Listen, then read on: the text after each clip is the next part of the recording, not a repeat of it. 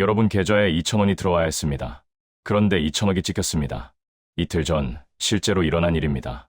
국내 2위 가상자산 거래소 빗썸 직원 한 명이 키보드를 잘못 눌렀습니다. 그 순간 비트코인 62만 개가 쏟아졌습니다. 시가로 60조 원. 대한민국 국방 예산보다 많은 돈이죠. 오늘 영상 하나로 이 사고가 어떻게 벌어졌는지, 왜 여러분의 코인 자산까지 위협하는 문제인지 완벽히 정리해 드리겠습니다. 이 사건을 제대로 이해하려면 먼저 한 가지를 알아야 합니다. 여러분이 거래소에서 코인을 사고 팔 때 실제 비트코인이 오가는 게 아닙니다. 좀 이해하시죠? 쉽게 비유하겠습니다. 마트 상품권을 떠올려 보세요. 상품권 안에 실제 물건이 들어있진 않잖아요. 이만큼의 물건을 가져갈 수 있다는 약속이 적혀 있을 뿐입니다. 거래소도 마찬가지예요. 여러분이 빗썸에서 비트코인을 사면 블록체인 위에서 진짜 코인이 움직이는 게 아닙니다.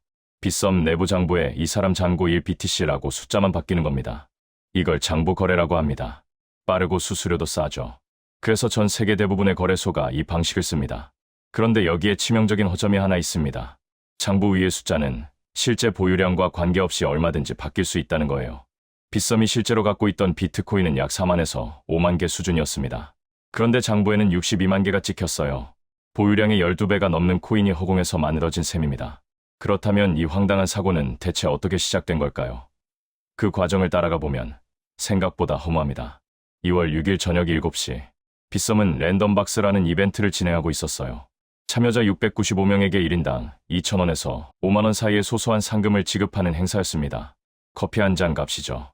그런데 담당 직원이 지급 단위를 입력할 때 원을 선택해야 할 곳에 비트코인을 넣었습니다. 2,000원이 2,000BTC가 됐어요. 당시 비트코인 한 개 가격이 약 9,800만 원, 2,000개면 약 1,960억 원입니다. 이게 한 사람한테 들어간 겁니다. 이런 실수를 금융권에서는 팻핑거라고 부릅니다. 뚱뚱한 손가락이 키보드를 잘못 눌렀다는 뜻이에요.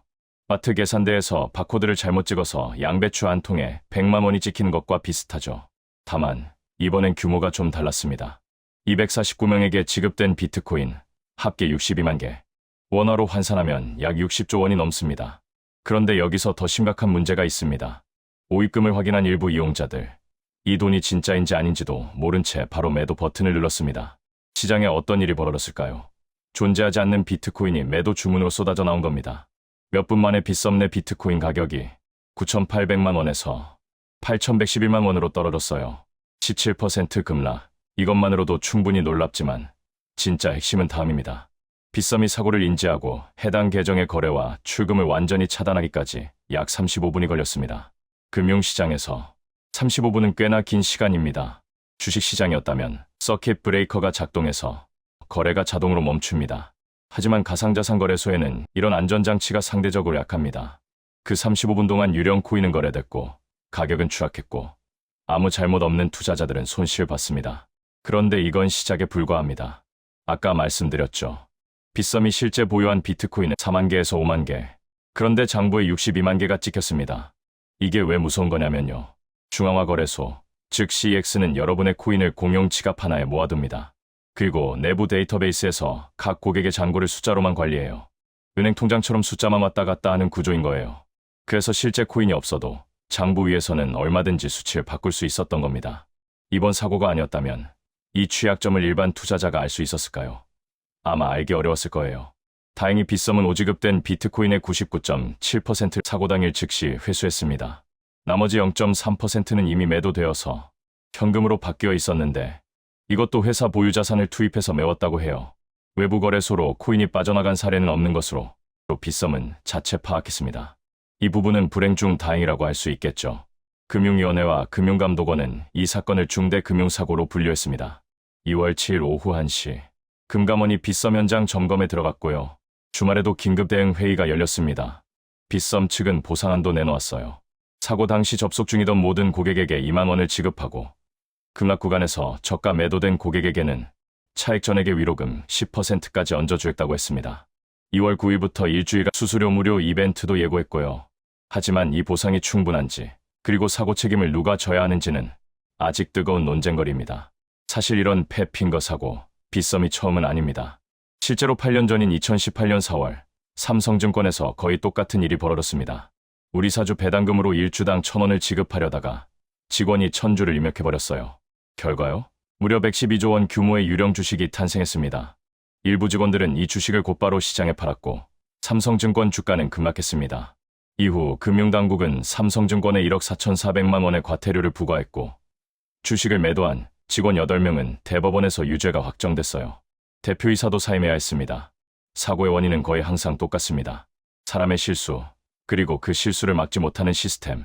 삼성증권 사태 이후 증권업계에는 이중확인 의무, 발행한도 차단 같은 안전장치가 강화됐습니다.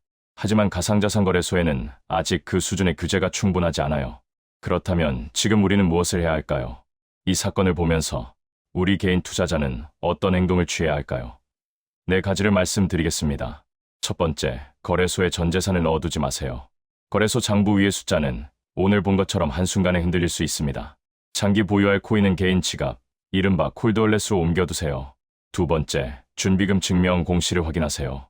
여러분이 이용하는 거래소가 실제로 얼마나 코인을 보유하고 있는지 정기적으로 공시하는 곳인지 확인하세요. 거래소 홈페이지에 준비금 증명 항목이 있는지 한번 찾아보시면 됩니다. 세 번째, 긴급 알림을 반드시 켜두세요. 빗썸은 사고 후 35분 만에 차단 조치를 했지만 첫 번째 공식 공지가 나온 건 사고 발생 5시간이 넘은 뒤였습니다. 거래소 앱의 푸시 알림, 공지 알림을 반드시 활성화해 두시고요. 커뮤니티나 속보 채널도 하나쯤 구독해두면 초기 대응이 훨씬 빨라집니다. 마지막으로 네 번째, 거래소를 분산하세요. 계란을 한 바구니에 담지 말라는 말, 투자 격언 중에 가장 유명하죠. 거래소도 마찬가지입니다. 하나의 거래소에만 자산을 몰아두면 그 거래소에 문제가 생겼을 때 여러분은 완전히 발이 묶입니다. 두세 곳에 나눠둔 것만으로도 위험은 크게 줄어듭니다. 이번 빗썸 사태를 보고 우리가 반드시 알아야 하는 것은 거래소가 절대적으로 안전하지 않다는 사실입니다. 빗썸이 99.7%를 회수한 건 다행입니다. 보상안을 빠르게 내놓은 것도 인정할 부분이에요.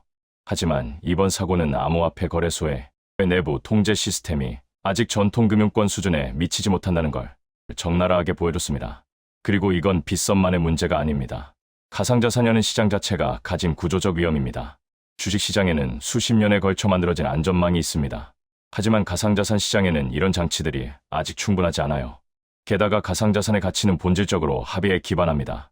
기업의 매출이나 자산이 뒷받침하는 주식과 달리 암호화폐의 가격은 참여자들의 신뢰와 기대에 훨씬 크게 의존해요. 그 신뢰가 한순간에 무너지면 가격도 한순간에 무너집니다. 그렇다면 앞으로는 어떻게 될까요? 긍정적인 신호도 분명히 있습니다.